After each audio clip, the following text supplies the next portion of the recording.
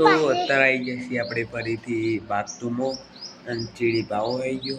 તો આપણે ભાગવતમાં બનાવી હતું એક શીપ અને એને આપણે લઈ જવાનું છે પાણીમાં અને પંખા નેચર બપોરના 2 અને મન ભાવ 2 તો આ ભાવા પર પેલું શિફ્ટ શું કરવાનું યાર વોચ થાય ને તો હુંડી આપણે ઊંધી જવાનું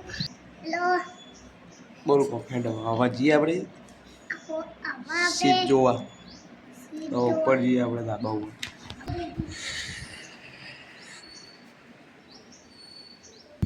તો એના માટે ચપ્પલ તો પહેરી લઈએ આપણે અહીંથી નીકળી આપણે ધાબા ઉપર જવા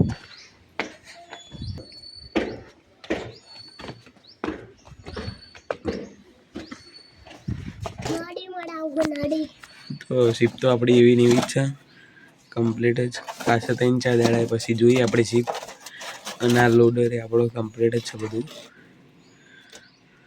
અને ભાવ આવી ગયો આપણે જઈએ સીધા પાણીમાં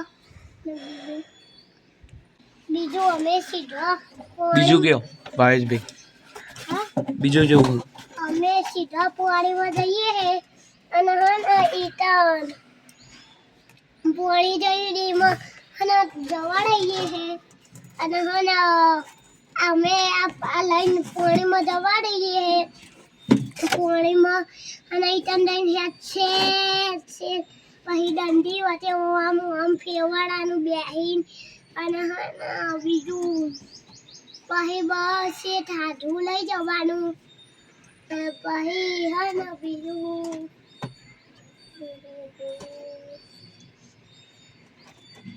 પછી છે ઠાઠું જવાનું પછી આપણું જવાનું રોડ નહીં બતા નહીં હવે આપણે જઈએ પાણીમાં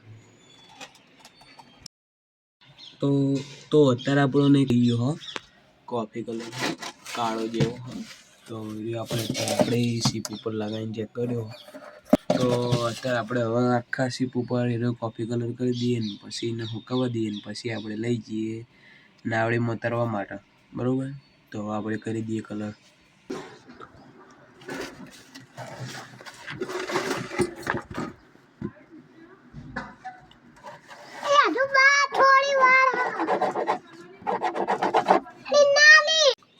તો અત્યારે કલર કરતા કરતા આપણા આખો આબાદનો ભાગ અડધો થઈ ગયો તો હજુ કલર કરતા જઈએ આપણે તો કલર આપણા હાથમાં બહુ ચોટતો હતો એટલે માટે આપણે આ પહેરી દીધી ઠેલી અને ઠેલીને પકડી અંદર જવા દઉં કલર આવી ગયો તો આ રીતના આપણે કરીએ કલર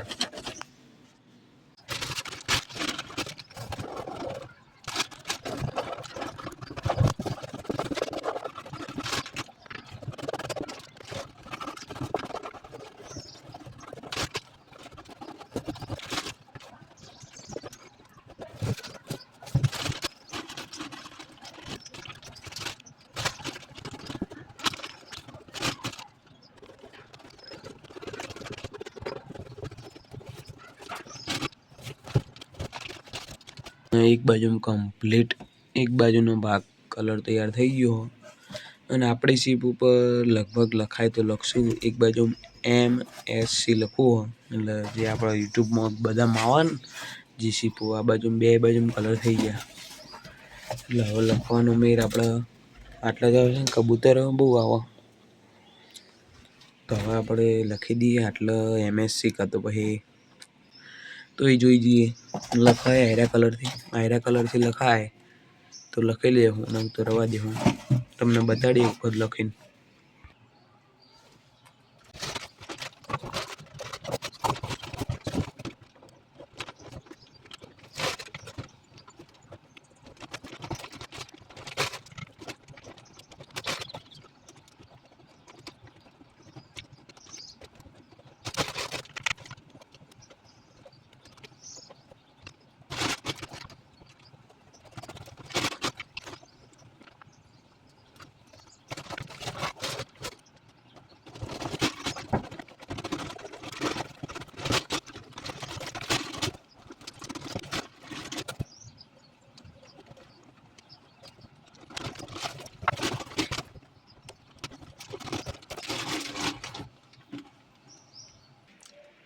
તો પછી લખવા જતા હતા વાણામાં એવું થતું કે બે કલર ભેગા કરશું એટલે બે લીલા કલર હતા, બે આ ભેનું જ છે હજુ, અને પેલો કલર ભેનું હતો. એટલા માટે આપણે વાને હુકવવા દેવું પડશે અને ફરીથી પછી લખવું પડશે. એટલા માટે હવે ફેરથી આપણે આખો આવો કલર કરવો પડશે અને પછી આપણે વાને હુકાવા દેવું અને પછી આપણે પેલો હીરો કલર વાને કરશું.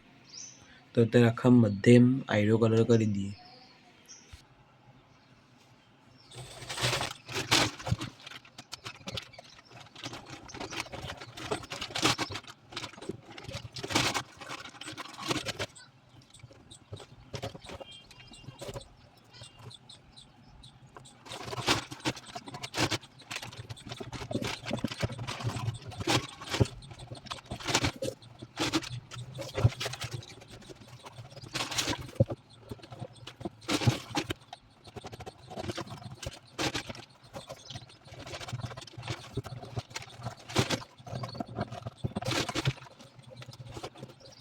તો અત્યારે આવી જઈએ આપણે ધાબા ઉપર શિપને લઈને આવી જઈએ. આ શિપનો એક બાજુનો કલર થઈ ગયો, આ બાજુનો, તો એને હુકાવવા માટે લાવી દીધો આપણે ધાબા ઉપર. જેમ કે પછી બધી બાજુ કલર કરવા જતા હતા પણ પછી આ કલરના ટેપા પડતા હતા ને એટલે લાઈન મેળ લીધું આપણે.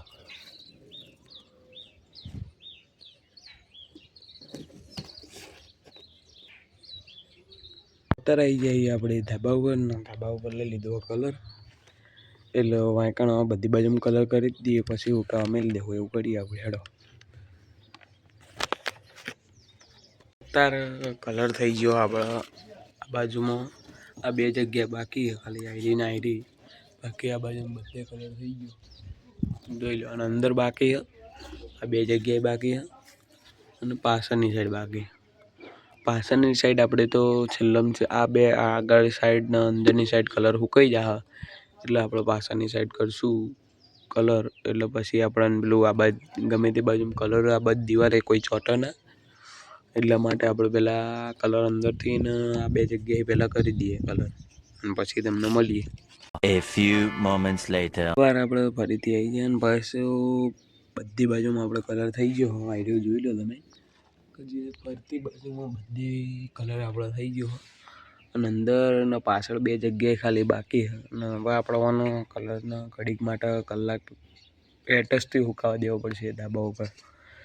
તો હવે સુકાઈ જાય એટલે પછી આપણે કલર કરવાના આપણે અંદર અને પછી બહાર પાછળની સાઈડ. એટલે બે બાજુનું કલર કરવા પડશે. તો આજના માટે આપણે આટલું જ. મળશું પાછા બીજા ભાગમાં. તો ગમ્યો હોય તમને આજનો ભાગ તો લાઈક અને સબસ્ક્રાઈબ કરવાનું ભૂલતા નહીં.